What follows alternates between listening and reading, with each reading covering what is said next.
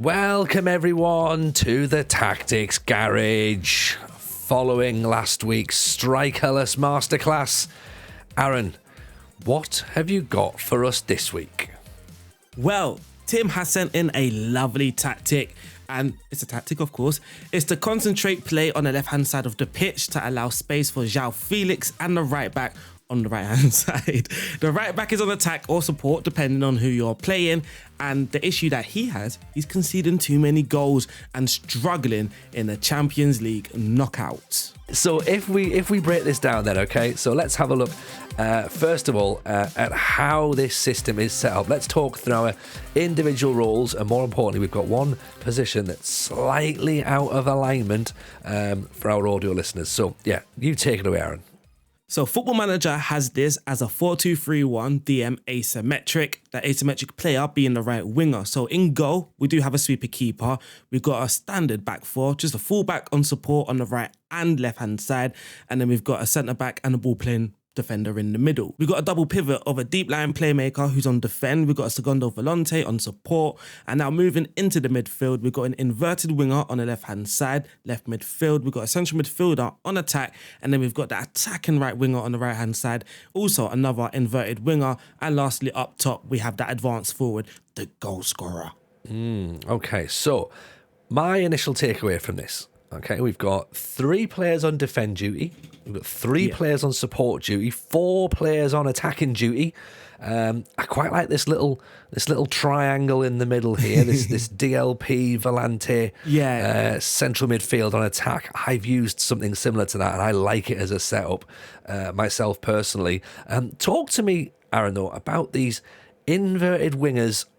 So if you're listening to the audio, to the podcast, inverted winger essentially on the halfway line, your sort of default set for just a normal wide midfielder.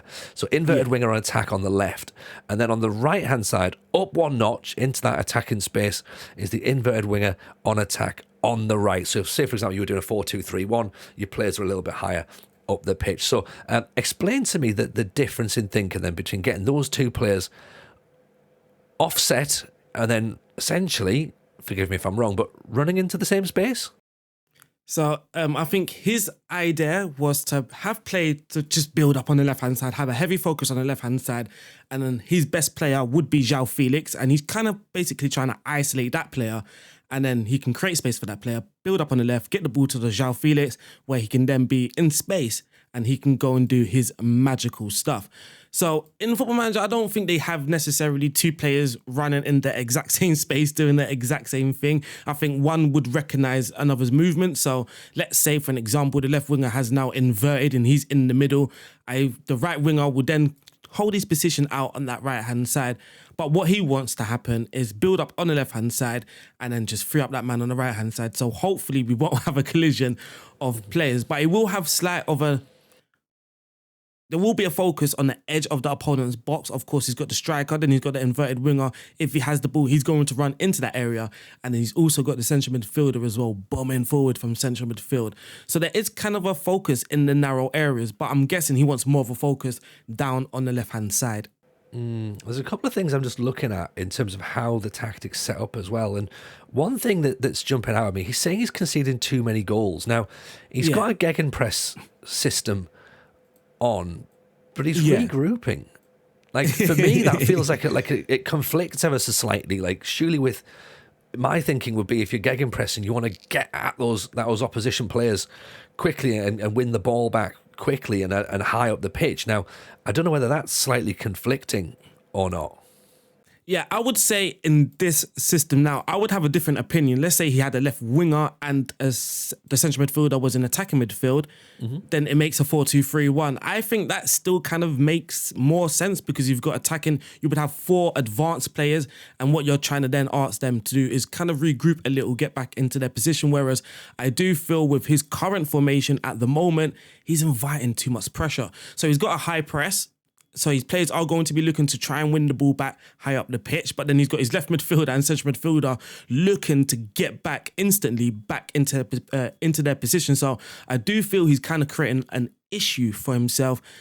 Now, he's possibly trying to not go overly aggressive with the pressing off the ball and that's possibly why he's gone with regroup. But I still also think and believe that the pressing is down to your shape, also your intensity as well. He's not on much more often, he's just on more often. So I do feel he's safe with counter pressing. You're just putting the pressure on and you're actually delaying the opponent's counter attack. It's difficult, obviously, not knowing what sort of goals he's conceding, but for us, counter pressing is to actually stop the opponent's counter attack, which I feel is possibly happening because he's the more dominant side, being Atletico Madrid and playing positively. So he's looking to be the more positive side and the opponents are trying to counter press or counter attack him. So I feel counter press would work because you're then trying to stop the opponent's counter attack.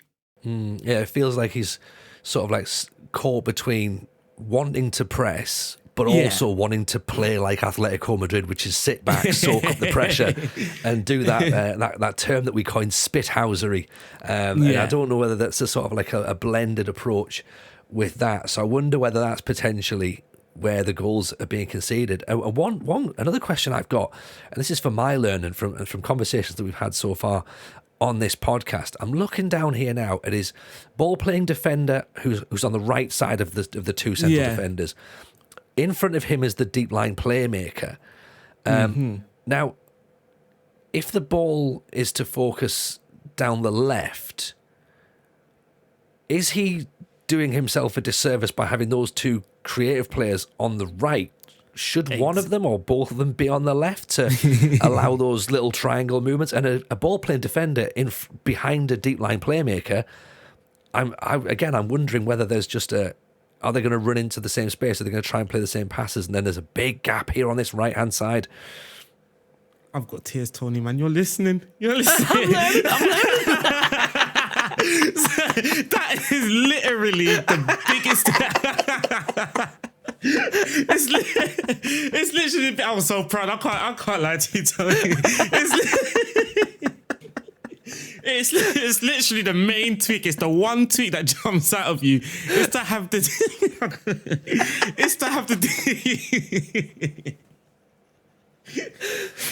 So the main tweak would be to have the deep line playmaker and the ball playing defender on the left hand side, because you are focusing play on the left hand side. So naturally play is going to be drawn to the left hand side because that's where your creative players are. When you're trying to build up from the back, players are going to be looking for your deep line playmaker.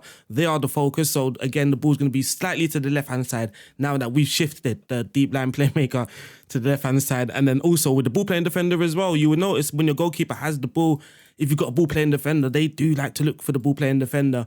And yeah, again, the ball playing defender on the left hand side is just going to help. Now, you also mentioned to free up the right back. I don't feel this right back needs to be on full back support. He can be on wing back support, help getting further forward and supporting that right winger as well. Because at the same time, I know you want to isolate the right winger. You don't want him to be literally isolated so he's away from your teammates as well. So a wing back overlapping or getting further forward and being in support also would help the inverted winger on the right-hand side. And in possession, you could just focus the play down the left-hand side. That's just, again, putting more focus down on the left-hand side. I feel like I've graduated. I genuinely... I was trying to talk without laughing, and oh my God, the smile on my face right now. Tony Tactics is in the house. There you go. I think that's it. So then, obviously, with looking with regards to conceding goals, I guess we have a look at what kind of goals he's conceded. That's going back to your data hub, going back over your previous games, watching your highlights, noticing those sort of similarities as you go through. But hey, again, as we've said before, you're getting into the knockout rounds, the knockout stage of the Champions League. You're doing something right. You know, you're doing something right. So it's those little tweaks that could potentially take you up to the next level. And I guess if you have a problem that you want either Aaron or now myself, officially qualified Tactics Tony, to have a look at, then make sure you submit it to the Tactics Garage. Send us a tweet. I am, of course, at Tony Jameson. RDF Tactics is at RDF Tactics. Send us the screenshot. More importantly, tell us what's wrong with it. Maybe you will be having a little MOT in the Tactics Garage.